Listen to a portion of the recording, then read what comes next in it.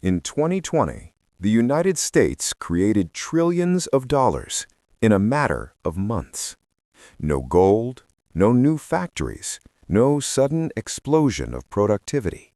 Just numbers typed into a system. And somehow, instead of collapsing, the country got even richer. That sounds backwards, almost suspicious, because if printing money made countries rich, everyone would be doing it. So what's really going on here? Right now, this matters more than ever, because the same system that quietly made the U.S. richer is also quietly changing how your money works. Let's break it down. After World War II, the United States was in a unique position. Europe was destroyed, Japan was rebuilding, but America? Its factories were running, its infrastructure was intact. So the U.S. did something subtle but powerful.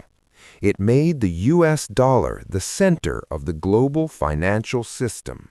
Oil was priced in dollars.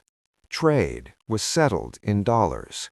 Countries held dollars as reserves, which meant the entire world suddenly needed U.S. dollars to function. Now, think about that for a second.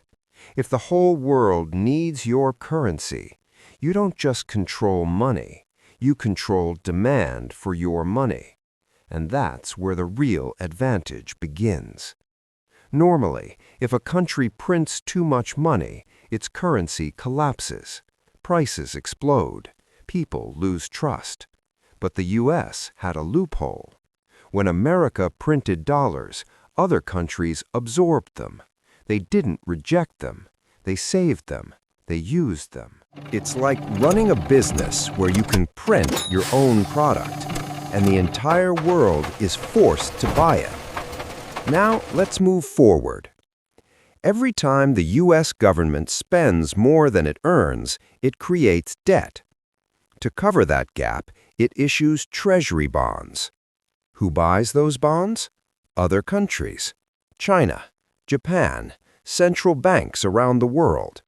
They send real goods, real labor, real resources in exchange for pieces of paper or digital entries called dollars. And then they lend those dollars right back to the U.S. It sounds absurd. America imports products, pays with dollars, and those same dollars come back funding its debt. A loop. A very profitable loop. Now, here's where it gets even more interesting.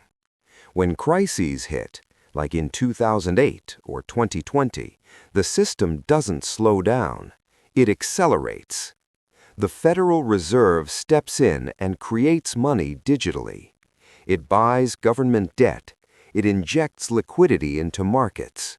Trillions appear. Stocks go up. Assets rise. Liquidity floods the system. From the outside, it looks like magic. But underneath, it's math. Because printing money doesn't create real wealth. It redistributes it. Asset owners benefit first. Stocks, real estate, financial markets. If you own assets, you get richer. If you earn a fixed salary, you fall behind. And this is where the illusion starts to crack. The U.S. didn't get rich just by printing money. It got rich because the rest of the world agreed, implicitly, to play along, to hold dollars, to trust the system, to believe that those digital numbers still represent value. But trust is not permanent. It's conditional. And slowly, quietly, cracks are appearing. Countries are experimenting with trading outside the dollar. Central banks are diversifying reserves. Debt levels are rising faster than ever before. The same mechanism that gave the U.S. extraordinary power also creates a strange dependency. Because the system only works as long as demand for the dollar stays strong. If that demand weakens, even slightly, printing money stops being a superpower and starts becoming a problem. So here's the uncomfortable question. Did the U.S. really get rich from printing money, or did it build a system where everyone else pays the cost, as long as they keep believing in it?